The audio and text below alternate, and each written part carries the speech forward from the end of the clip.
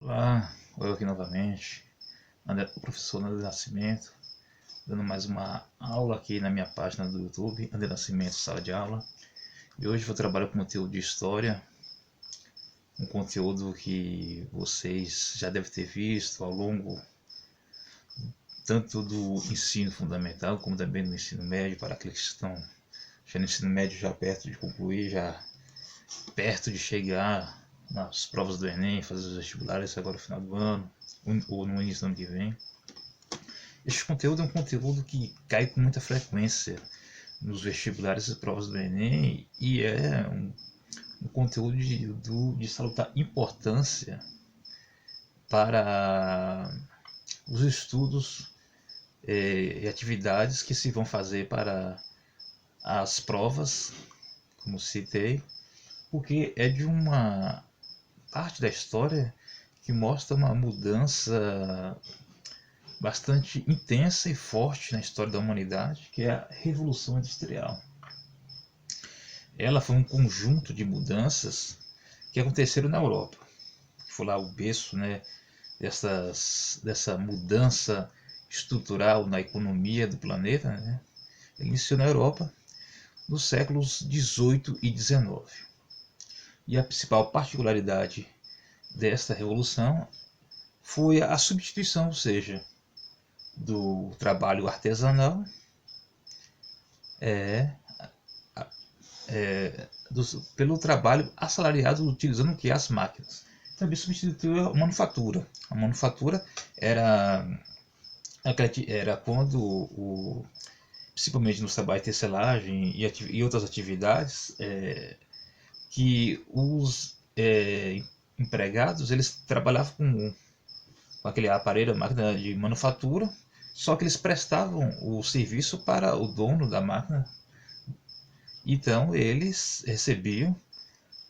seus ganhos com base no que produziam para o dono da manufatura. Ou seja, eles não tinham um ganho assim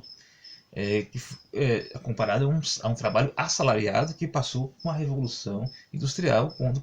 se passou a trabalhar com máquinas e veio assim as atividades recebendo salários. Lembrando que nesse período também da Revolução Industrial foi um período que houve o surgimento dos sindicatos. Houve leis trabalhistas que foram sendo aplicadas, por exemplo,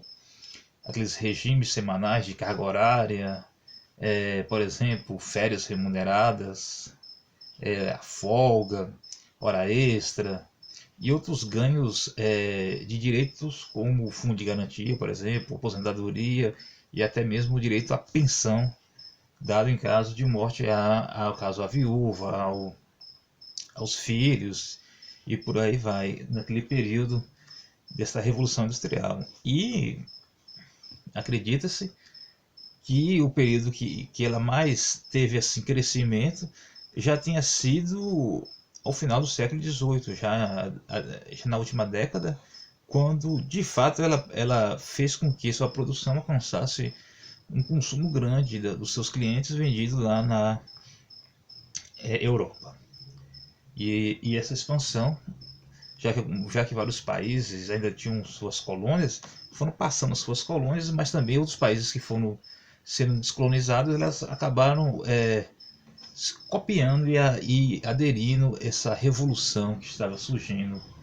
até então no mundo. E devemos lembrar que ela foi iniciada no século XVIII, na Inglaterra, porque a Inglaterra era, digamos assim, um dos países que tinha uma forma de estratégia melhor de se trabalhar seus intercâmbios comerciais, devido também à sua localização geográfica, já que ela ficava no leste da Europa, já era banhada pelo Oceano Atlântico e tinha assim a abertura dos portos, que facilitava muito o comércio, não só com outros países da Europa, mas também com a América, né? Já que até algum tempo antes, né, era a colônia, no caso dos Estados Unidos, então eles facilitavam muito os seus intercâmbios até a Europa, principalmente na região dos Estados Unidos, e também a vinda para a África e também fazendo as navegações vindo também às Índias, a questão da Ásia, da compra de especiarias e demais produtos. Então, foi mais precisamente na Inglaterra, por volta de 1860, né, que no caso foi iniciada lá na Inglaterra essa revolução industrial que passou porque ela foi, digamos assim, o precursor e assim alavancou as atividades de uma certa forma melhor para que essa revolução alcançasse um patamar bem maior e assim se desenvolvesse. Tanto é que tudo facilitou também a questão da Inglaterra, a questão, por exemplo, que lá tinha uma forte concentração dos burgueses, que era uma classe hegemônica que estava crescendo, né? A nobreza já não tinha mais o poderio como antes, apesar da Inglaterra ser uma monarquia, mas tinha forte influência dos burgueses por lá, até porque os burgueses eles também tinham apoio de outros grupos liberais e também tinha apoio também dos protestantes, que era uma religião que estava surgindo, né? Que estava é, digamos assim, tirando aquele poderio que a Igreja Católica tinha. Então a Inglaterra tinha um forte grupo protestante, talvez até a maioria, já naquela época. Então eles tinham fácil diálogo e acesso junto aos burgueses, que também os ajudava devido ao rompimento com a nobreza e com o poderio que a Igreja Católica tinha até algum tempo atrás, dentro do que a gente vê, já estudou e tudo, do que já aconteceu em séculos anteriores. Então, lá que foi crescendo, e segundo o que podemos ver pelos historiadores, a Revolução Francesa está dividida em três fases. A primeira é aquela, como falei nisso, né, que foi surgido pela Inglaterra por volta de 1760 até 1860, no caso, uma década, né?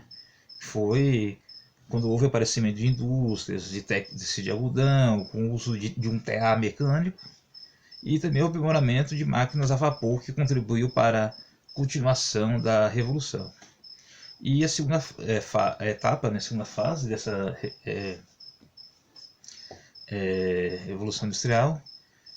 teria ocorrido por volta de 1860 até 1900,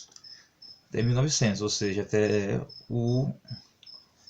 final do século XVIII, já ainda entrando para o século XIX, né, que ao contrário da primeira, né, países como Alemanha, França, Rússia e Itália também se industrializaram. Né? Como fala, outros países, né, outras potências foram agregando assim na sua forma de produção esse maquinário, todas essas atividades e passaram a utilizar o quê? Trabalhando com, por exemplo, com atividades como produção de aço, usando o aço para produzir materiais para, digamos assim, os hospitalares, utilização da energia elétrica, né, já deixando de ter aquela energia do fogo, usando outros, como exemplo, combustão, mas passando a ter energia elétrica e combustíveis já derivados do petróleo, ou seja, era algo que já tinha uma modernidade bem maior, ou seja, estava reduzindo já já estava uma tecnologia um pouco mais avançada, já estava tendo assim melhores formas de trabalhar, por exemplo, com locomoção, com os dos veículos, com, por exemplo, a questão é, de fazer produtos para usar, por exemplo, móveis, né? Então, passou a se trabalhar de outra forma, assim, utilizando outros produtos, inclusive a questão, por exemplo, de desenvolvimento de produtos químicos e, e chegando, a quem sabe, até a questão do início de atividades radioativas. Já a terceira etapa, ela já é um pouco mais moderna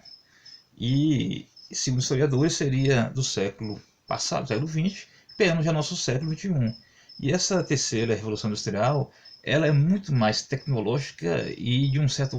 um certo viés mais ligado às questões do uso da internet e de um uso, por exemplo, de técnicas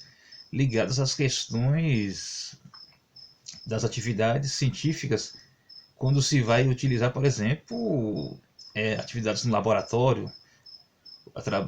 quando se vai trabalhar, por exemplo, com engenharia genética, celular, o uso, por exemplo, do computador, do fax, que facilitou demais a comunicação, né, sem precisar mais do telefone, se mandar, digamos, reduzindo as atividades dos correios. Essa terceira etapa, inclusive, ela trabalha também dentro em cima de uma atividade muito comum que nós chamamos de desenvolvimento sustentável, e outra atividade que é o agronegócio, que é quando os produtos agrícolas é trabalhado de forma industrial, utilizando assim princípios que vai beneficiar ligação dos pequenos e médios produtores, para que assim alimentar as populações, assim atividades agrícolas para sustento das pessoas, tanto da cidade como do campo, assim na alimentação, abastecimento e outras questões. Então essa terceira fase da etapa da Revolução Industrial seria a que nós já estamos, digamos assim, vivendo. E a questão, por exemplo, que pode envolver essa terceira Revolução Industrial, por exemplo, algo que foi muito comum que a gente viu no século XX, mais ou menos na década, já início, final da década de 70, por exemplo, a famosa inseminação artificial, que, por exemplo, que uma mulher poderia dar à luz, né, não tendo muitas condições de tudo, ela poderia dar à luz através de uma inseminação em vidro, onde um doador doa o seu sêmen e faz com que aquele ali no laboratório seja trabalhado a chegar no ovário útero da mulher e assim produzir uma nova vida de uma forma de reprodução assistida sem relação sexual. Então, essa aqui, o que passamos aqui, a questão do conteúdo de Revolução Industrial, faça sempre uma revisada no meu vídeo, curta, dê o like, compartilhe e compare com outros vídeos e com outros textos de outras páginas e sites que eu sempre recomendo, como o InfoEscola, o O Educação e páginas do Educar Mais Brasil. Então faça esse estudo, compare, leia mais e jogue duro. Deus os abençoe. Um forte abraço do seu amigo professor Nascimento. Até mais.